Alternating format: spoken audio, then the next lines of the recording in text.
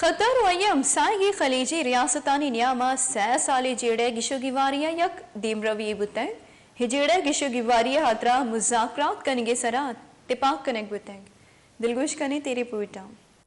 قطر اور اس کی ہمسایہ ملک خلیجی ریاستوں کے مابین 3.5 سال کے تنازع میں ایک کامیابی حاصل ہوئی ہے، جس کے بعد اس تنازع کو حل کرنے کے لیے نتیجہ خیز مذاکرات قرار دیا گیا ہے۔ سعودی وزیر خارجہ شہزادہ فیصل بن فرحان ال سعود نے کہا، پچھلے کچھ دنوں میں نمایاں پیش رفت ہو چکی ہے اور وہ پر امید ہیں کہ تمام ممالک قرارداد کو حتمی شکل دینے کے قریب ہیں۔ کویت اور ڈونلڈ ٹرمپ کے داماد جیریڈ کشنر نے مشترکہ طور پر ہونے والی بات چیت میں ایسا لگتا ہے کہ سعودی عرب نے اعتماد پیدا کرنے کے اقدام کے طور پر قطر کے ساتھ اپنی زمینی اور فضائی سرحد کھولنے پر اتفاق کیا ہے۔ قطر کو آزادانہ نظریاتی خارجہ پالیسی پر جزوی طور پر ذاتی دشمنی پر بدلنے والے ایک پیچیدہ تنازع میں بحرین، مصر، سعودی عرب اور متحدہ عرب امارات، جو اس کوارٹر کے نام سے جانا جاتا ہے، ان کی طرف سے سیاسی اور معاشی ناکہ بندی کا نشانہ بنایا گیا ہے۔ قطر خلیج میں امریکہ کے سب سے بڑے فوجی اڈے کا مقام ہے۔ اگر فضائی ناکہ بندی ختم کر دی جاتی ہے تو ایران کو نقصان اٹھانا ہوگا، کیونکہ اس نے اوور لائٹ فیسوں میں قطر ایئر ویز سے تقریباً $100 ملین وصول کیے ہیں، لیکن قطر کے وزراء نے زور دیا کہ وہ ایران کو ترک کرنے پر راضی نہیں ہیں۔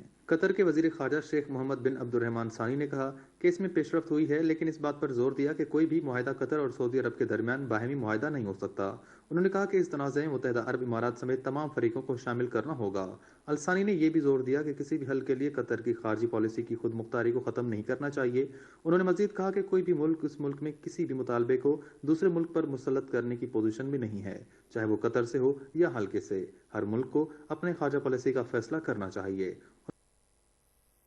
بگیشتر نقطنی احوالن سربوگی حترا فالو و لائک بکنید وش نیوز فیس بک پیجا و سبسکرائب بکنید وش نیوز گدروشیا یوٹیوب چینل و بجنید گھنٹی بٹنا۔